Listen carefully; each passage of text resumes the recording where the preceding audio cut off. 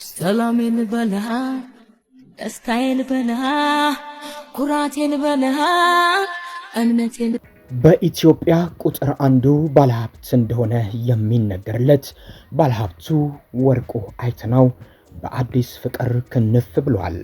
አዲሷ ፍቅረኛውስ ማናት? የወርቁ አይተነው ድብቅ የአዲስ አበባ አርቲስቶች የፍቅር ግንኙነትስ ከምን ደረሰ? አሁን ወርቁ አይተነው ወደ ማን ዞሮ? እንነግራችኋለን። ይህንን የጦፈ ፍቅር አንዳንዶች የገንዘብ ኃይል ነው ቢሉትም ሌሎች ግን ፍቅር ከገንዘብም የበለጠ ኃይል አለው ይሉታል።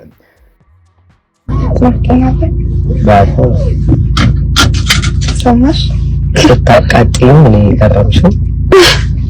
እግዚአብሔር የስራሽን ይስጥሽኝ። ህፃናት ማሳደጊያ ጣቢያ አይደለም። ኤግዛክትሊ ባለቤቴ ወርቁ አይተነው በስተርጅና እንደዚህ አይነት ፍቅር ውስጥ መውደቁ በርካቶችን አስገርሟል። እጅ ለእጅ ተያይዞ እንደ አፍላ ወጣት የፍቅር ጊዜያቶችን ሲቀጭ የሚያሳዩ ቪዲዮዎችም ሾልከው ወጥተዋል። ይህ በወርቁ አይተነው የተለመደ አልነበረም። ምክንያቱም ባለሀብቱ በአዲስ አበባ ብሎም በኢትዮጵያ በሚገኙ ዋና ዋና ከተሞች እየዞሩ ከሴቶች ጋር ያላቸው የፍቅር ግንኙነት እጅግ ምስጢራዊ እንዲሆን እንደሚጥሩና ግልጽ እንደማያደርጉት ይታወቃል። ቆንጆ ሴቶች አምልጧቸው አያውቅም ይባላል። ወርቁ አይተነው ጠይቋትስ እምቢ ያለች አርቲስት ማናት እስከ መባል ደርሶ ነበር። ከብዙ ሴቶች ጋር በተለይም ከታዋቂ አርቲስቶች ጋር ጭምር በድብቅና ከአንዳንዶቹ ጋር በግልጽ የፍቅር ግንኙነቶች ውስጥ የሚታማው ወርቁ አይተነው አሁን ግን ፍቅሩን መቆጣጠር አልቻለም። እንደ አንድ ፍሬ ወጣት እንደ አፍላ አሁን በአደባባይ ሚስጥር ሆኗል። የፍቅር ግንኙነቱ በገሃድም ወጥቷል። ወርቁ አይተነው ምን ነካው? በስተርጅናስ ፍቅር ውስጥ የከተተችው ማናት ያለ እንደሆነ እንደምትመለከቱት በዱባይ ያገኛት፣ በተለይም በችግሩ ጊዜ ከኢትዮጵያ ወጥቶ ዱባይ በከተመበትና ብዙ አጣብቂኞች ውስጥ በነበረበት ሰዓት አብራው የሆነች ሴት ናት። ብዙ አርቲስቶች አብረውት ብዙ ምሽቶችን አሳልፈዋል። እሱ ካለ ገንዘብ ይፈሳል፣ ሴቶችም እንደ ማግኔት ወደሱ ይሳባሉ። ይህ ግን የሆነው ወርቁ አይተነው ኢትዮጵያ ውስጥ ሆኖ በነበረው ክብር በነበረበት ሰዓት ብቻ ነው። ይህች ሴት ልቡን ያሸፈተችው ታዲያ ወርቁ አይተነው በመከራው ጊዜ ቆንጆ ሴት አብራው በመሆኗ ነው የሚሉ መረጃዎች ከውስጥ አዋቂዎች እየወጡ ይገኛሉ። በተለይም የብቸኝነት ስሜት በተሰማው ሰዓት ወርቁ አይተነው ከህዝብ ጋር ጭምር ሰጣ ገባ ውስጥ ገብቶ ከሀገር እስከ መውጣት እስከ መኮብለል በደረሰበት ሰዓት ይህች ሴት ከጎኑ ነበረች። ውበቷ በርካቶች የሚስማሙበት ነው። ደም ግባቷ ወርቁ አይተነውን ስቧል። ጸባዩም እንደዚያ ነው ተብሎለታል። ለዚህም ነው ወርቁ አይተነው ይህንን ምንም ሳይፈራ የአደባባይ ምስጢር ቢሆንም ሾልኮ በወጡት ቪዲዮዎች ምንም ያልመሰለው። አሁን ከኢትዮጵያ ውጪ እነዚህ ሁለት ጥንዶች አደገኛ የሚባል የፍቅር ህይወታቸውን እያሳለፉ ይገኛሉ። ይህች ሴት ከወርቁ አይተነው ጋር አልቀጥልም ብትል ግን የሚጠብቃት ምንድን ነው የሚለው በራሱ በርካቶችን እያነጋገረ ይገኛል። በተለይም ከአርቲስት መሰሉ ፋንታውን ጋር ልጆች ጭምር እስከ ማፍራት የደረሰው ወርቁ አይተነው በሄደባቸው የምሽት ክበቦች ሁሉ የመረጣቸው ሴቶች ጋር እንደሚገናኝ ይታማል። ይህ መታማት ብቻ አይደለም፣ ቤቶችን በማዘጋት ጭምር በተለያዩ የአዲስ አበባ ቦታዎች ላይ የተለያዩ ገንዘቦችን ለሴቶች ሲያፈስ ነበር። በአሁኑ ሰዓት ፋብሪካውን ሽጦ ዕዳቸውን ሳይከፍሉ ዱባይ እንደከተሙ የሚነገርላቸው አቶ ወርቁ አይተነው ተመርቆ በቆመው ፋብሪካቸው ስምም ከፍተኛ ገንዘብ መበደራቸው የሚታወስ ነው።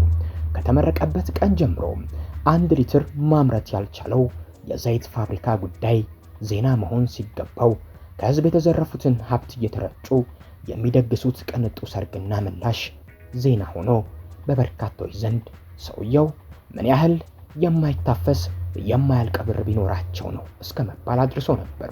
ታዲያ በየምሽት ክበቡ የሚያወጡት ሳይቆጠር ማለት ነው። አዘግተው ቤቶችን ድምፃውያንን ጠርተው ለኔ ብቻ ይስፈኑልኝ እስከ ማለት የሚደርሱት ወርቁ አይተነው በጦርነቱም የተለያዩ ፉከራዎች ላይ ሲሳተፉ ነበር። ተጋላቢ ሚዲያዎች አሏቸው የሚባሉት አቶ ወርቁ ትግሉን ተቀላቀልኩ ካሉ በኋላ ከሀገር ኮበለሉ ብለው በሰበር ዜና የሰሩላቸው ታማኝ ሚዲያዎች የሉም። ሁሉም ሚዲያዎች በተለይም እሳቸው ሄዱባቸው ከሚሰሯቸው ስራዎች በተለየ ስለ ደግነታቸው ብቻ ሲጠይቋቸው ተስተውሎ ነበር። እድገቴ በኢትዮጵያዊነት መንፈስ የተቃኘ ነው። የዛሬን ቀን ሀገር ውስጥ አለመኖሬ በጣም ይቆጨኛል። በደስታው አብሮ መደሰት እንዳለ ሁሉ ወገን ሲያዝን ግን አብሮ ማዘን ልቤ ላይ ያለ መርህ ነው ይላሉ። በተለይም በጎፋ በተከሰተው ጊዜ ነበር ይህን መልእክት ያስተላለፉት። ሀገሬ ሆኜ ናዳ የሸፈናቸውን ወገኖቼን አግኝቼ ባግዛቸው፣ እንባቸውን ባብስላቸው ደስ ይለኝ ነበር ይላሉ ወርቁ አይተነው። ታዲያ ይህ መሆን አልቻለምና ሀገሬ ውስጥ ባለመኖሬ ግን የሀገሬ ልጆች አያሳስቡኝም፣ ስለነሱ ግድ አይሰጠኝም ማለት አይደለም። ኢትዮጵያ ሆኜ ይህን ሁሉ ነገር አብሬያቸው ባልፍ ምን ያህል ደስ ባለኝ ነበር በማለት አስተያየታቸውን ሰጥተው ነበር። አቶ ወርቁ አሁን የፍቅር ግንኙነት ላይ ናቸው። የሚሰሙት ሌላ ነገር ያለም አይመስልም። ምክንያቱም ይህች ቆንጆ ልባቸውን አሸፍተዋለች። አሁን እንደ ሌሎች አርቲስቶች ድብቅ የፍቅር ግንኙነት አይደለም የፈለጉት። የሁሉም ይስማ ይወቅልኝ የሚመስል ግንኙነትን ከዚች ቆንጆ ሴት ጋር ጀምረዋል። ይህም አሁን ላይ የአደባባይ እውነት ሆኖ ብቅ እያለ ይገኛል። አቶ ወርቁ አይተነውን በፍቅር ያስኮበለለችውና እንደምትመለከቱት ጭምር መኪና ውስጥ ከመኪና ውጪ አፍላ ወጣቶች የሚያሳልፉትን የፍቅር ጊዜ እያሳለፈች የምትገኘው ሴት በውጭ ሀገር የምትኖር ናት። ብዙዎችም መልኳ ምንም አይወጣላትም እያሉ ነው። በተለይም እኛ ኢትዮጵያውያን ከአባቶቻችን የተረከብነው ነገር ቢኖር ዘር፣ ሃይማኖት፣ ክልል ሳይገድበን ለታመመና ለተቸገረ ደራሽ መሆናችን ነው። እኛም የአባቶቻችን ልጆች ስለሆንን ሰሞኑን በሀገራችን በደቡብ ኢትዮጵያ በጎፋ ዞን በደረሰው የመሬት መንሸራተት አደጋ በርካታ ወገኖቻችን ሕይወታቸውን ማጣታቸውና ከቀያቸው መፈናቀላቸው አይዘነጋም።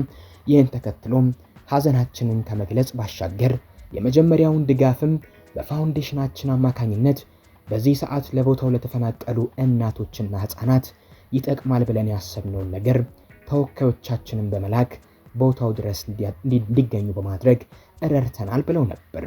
ሚዲያ ጋላቢው የሚባሉት አቶ ወርቁ አይተነው ሴቶች ጋላቢ ናቸውም በሚል ይታማሉ።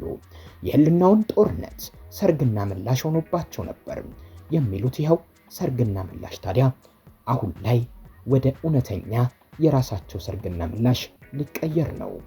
ወርቁ አይተነው ቅንጡ በሆነ የሰርግ ፕሮግራምም ከዚህ ሴት ጋር የጋብቻ ስነ ስርዓታቸውን ሊፈጽሙ እንደሆነ በርካታ መረጃዎች እየጠቆሙ ነው።